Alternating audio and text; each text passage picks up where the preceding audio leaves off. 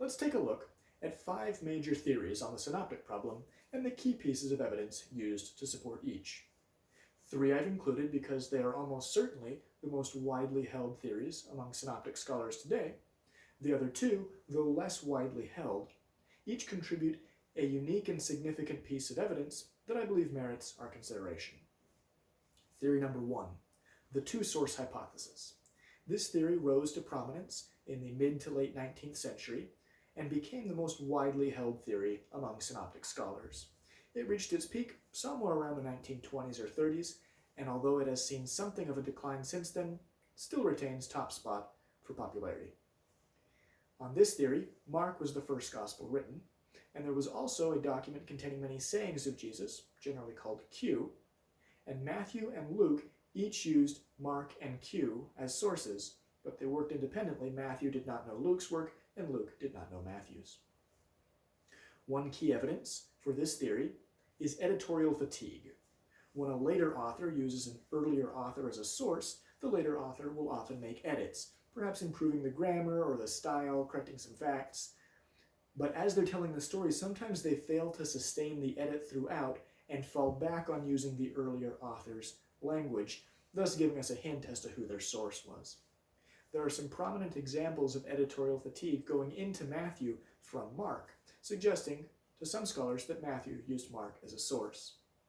There are other, less prominent examples showing editorial fatigue going in the other direction, and some examples involving Luke. Another piece of evidence is the argument from omission. Later gospel writers, using earlier gospel writers as sources, would have to choose what material to include and what to exclude, and we might reasonably ask why. Mark is by far the shortest gospel written, and if Mark had Matthew and Luke in front of him, he left a lot of material out. Some scholars have suggested there's no good reason why he should have done that. A prominent example is Matthew's powerful Sermon on the Mount. It isn't found in Mark, and although much of it is found in Luke, it's split up in multiple pieces. Some scholars say they can't think of any good reason why Mark or Luke would do that, therefore neither of them use Matthew as a source. Evidence number 3 comes from the hard sayings or less dignified sayings of Mark. I'll readily acknowledge I do not think this is as strong an argument as editorial fatigue, but it does come up frequently, and I believe the evidence is worth considering. The Greek of Mark tends to be less polished than that of Matthew or Luke, and Mark will sometimes portray characters in a less dignified way than do Matthew or Luke. Some scholars have said they would expect that the most plain-spoken or rough-spoken gospel comes first, and that the more polished gospels would be the later ones, thus concluding that Mark was the first gospel. Theory number 2, the Mark without Q hypothesis. This is a relatively new theory which rose to prominence in the 20th century. It shares some evidences with the two-source hypothesis just considered, in that it also believes that Mark was written first, but notably, it does not require the hypothetical Q document. On this hypothesis, the second gospel used Mark as a source, and the third gospel used both Mark and the second gospel as sources. The theory is generally formulated with Matthew 2nd and Luke 3rd, thus Luke would have had access to both Mark and Matthew. A key piece of evidence for this theory is that there is no need to appeal to a hypothetical Q document for which no historical evidence exists. It's able to make the evidence work using only documents known to exist. Another piece of evidence is the minor agreements of Matthew and Luke against Mark. There are numerous stories found in all 3, Matthew, Mark, and Luke, and within them there are hundreds of examples where Matthew and Luke have a minor detail that is not found in Mark. Scholars have suggested that it is wildly implausible that Matthew and Luke, working independently, would over and over and over and over again make the same exact change to Mark unless either Matthew used Luke as a source or Luke used Matthew. Theory number 3, the two-document hypothesis. The two-gospel hypothesis. This theory rose to prominence in the late 18th century and was the most widely held among scholars until around the mid to late 19th century. It shares some evidences with the Mark without Q hypothesis just considered, in that it also does not require the hypothetical Q document, and it is consistent with the minor agreements of Matthew and Luke against Mark. A very notable difference, though, is that on this hypothesis, Matthew is the first gospel written. Then Luke, who used Matthew, and then Mark, who used Matthew and Luke. A key piece of evidence for this theory is the argument from order. That is, the order in which the material is presented in the Gospels. The argument from order used to be a mainstay of Markan priority, the belief that Mark was the first Gospel written, but was later found to be an even better argument for Matthean priority, that Matthew was written first. Because Markan versus Matthean priority is such a fundamental issue in our study of the synoptic problem, each will get their own video segment later on in the series, and the admittedly complex argument from order will be explored in greater detail there. In a nutshell, proponents of the two-gospel hypothesis suggest that the order of material in Mark is only explicable if he's writing third and is using both Matthew and Luke as sources. Another piece of evidence is the patristic testimony, that is, the testimony of early Christian fathers, Christian historians who had access to materials that are no longer around, and told us some things about the origin of the Gospels. The unanimous testimony of the early church is that Matthew was the first Gospel written. There's some disagreement about who came second, but the unopposed declaration that Matthew is first is powerful evidence that has often been set aside by modern scholarship because it is difficult to incorporate into modern synoptic theories. One such early Christian father is Clement of Alexandria, a very well-educated man in the 2nd and 3rd centuries, and he wrote that Mark was written after the Gospels with the genealogies, presumably referring to Matthew and Luke. Thus he's frequently cited by proponents of the two-gospel hypothesis. A final piece of evidence for this theory is the argument from borrowed words and phrases.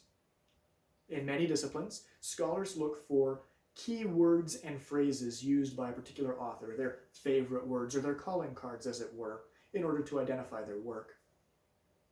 This discipline has been applied to the Synoptic Gospels, and scholars have come up with plausible favorite words and phrases of each Matthew, Mark, and Luke. If a lot of favorite words from Gospel A show up in the right places in Gospel B, that might suggest that Gospel B is using Gospel A as a source and borrowing those words from Gospel A. Several prominent studies in this field have shown that more of Matthew's favorite words and phrases show up in Mark than Mark's favorite words and phrases in Matthew, suggesting that Mark used Matthew as a source.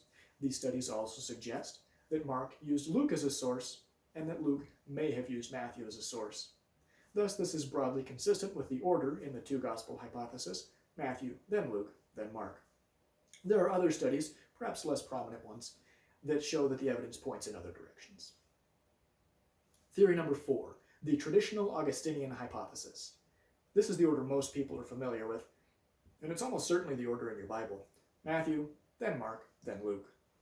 It's often associated with Augustine of Hippo because in his early writings he said the Gospels were in that order.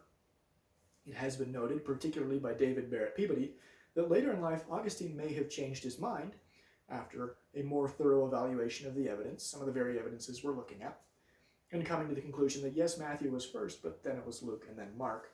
That's the order we looked at on the two-gospel hypothesis. So whether this hypothesis should be associated with Augustine's name or not, there is a scholar whose name we should mention, and that is Origen of Alexandria. Origen was a scholar's scholar, in fact a pupil of Clement of Alexandria. He wrote extensively in the 3rd century and had such knowledge of early Christian history and Christian writings that he could mop the floor with any scholar alive today in a debate about early Christian history. When Origen wrote about the origin of the Gospels, no pun intended, he said definitively that Matthew was first, he put Mark second, and Luke third. This was the predominant hypothesis from somewhere between the 2nd and 4th centuries until about the late 18th century. This theory is not widely held today. But given the testimony of a scholar of the caliber of Origen, I suggest the evidence is worth at least considering. Theory number 5. This is the theory of Robert Lindsay, often associated with the group the Jerusalem Perspective. Lindsay posited a few hypothetical documents prior to the canonical Gospels, then Luke, then Mark, then Matthew. I recommend the excellent material on the Jerusalem Perspective's website for a more full exposition of the theory. The key data point I want to focus on here is the remarkable pattern that Lindsay found when translating the Greek Gospels into Hebrew. He found that Luke translates very well into Hebrew, as though Hebrew were the original language of the material. leading Lindsay to conclude that the story of Jesus was indeed originally recorded in Hebrew, and that Luke, and/or Luke's source, in translating the material into Greek, was very careful to preserve the Hebrew structure. Mark did not translate readily into Hebrew at all, leading Lindsay to conclude that it came later, and that Mark used Luke as a source, but did not engage with the earlier documents. Matthew was a mixed bag. Portions of Matthew translated very readily into Hebrew, and Lindsay suggested Matthew got that material from the earlier Hebrew source, but other portions of Matthew, specifically those shared with Mark, did not translate well into Hebrew, and Lindsay suggested that Matthew took that material from Mark. The relevance of the Hebrew language in first century Palestine is a data point that is often overlooked in modern synoptic studies. Although Lindsay's theory is not widely held, I suggest that the remarkable pattern found in his translations is evidence that a solid, evidence-based synoptic theory should be able to account for. Those are the 5 theories, and these are the 10 key pieces of evidence we'll be looking at in this series. One final factor I do need to note is the relevance of oral tradition. Much of the early Christian message was spread orally rather than in writing, and where you had apostles and other missionaries traveling throughout the known world, telling similar stories and probably often preaching similar sermons, and where we know that the early church had creeds, well before the councils, perhaps less complicated creeds, often brief memorized statements about things Jesus said or did, it should come as no surprise that we would find common material and even very common wording in Gospels written in different places. Nevertheless, it is widely held, and I agree, that oral tradition alone is nowhere near sufficient to account for the collection of evidence we've just looked at. You need a literary relationship.